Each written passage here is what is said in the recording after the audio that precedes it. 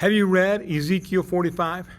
As the book deals with the judgment and captivity, God explains through Ezekiel the reasons for it occurring. Ezekiel also provides prophecy concerning the restoration, and it is important that we understand how to correct the errors that led to captivity. This is a lesson for all of us that we likely apply in other areas of our life. When we burn something in the oven because we forgot to set the timer, we become more diligent to remember next time.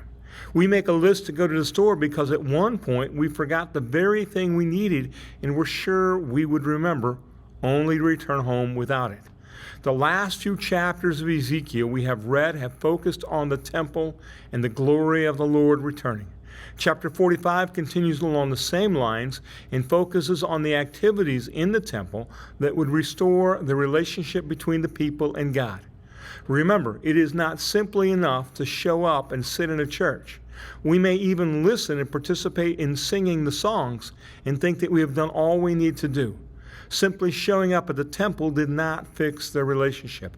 Let's read in Ezekiel chapter 45, verses 21 and 22. In the first month, on the 14th day of the month, you are to celebrate the Passover, a festival of 7 days during which unleavened bread will be eaten. On that day, the prince will provide a bull as a sin offering on behalf of himself and all the people of the land. Several of the passages of Scripture deal with the various sacrifices.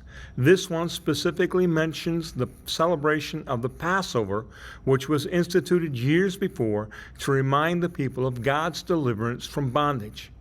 During the decline of the nation, this observance likely was forgotten or simply became an act without meaning. Do we remember what God has done for us, the act of deliverance from bondage to sin? Note the part of the prince. Civil leadership had led the people to place their trust elsewhere. In the restoration, these leaders would be asked to lead the people in the act of seeking forgiveness and following God. Keep reading, encourage others to read, and expect to find more gems to help us live like Jesus. Thank you.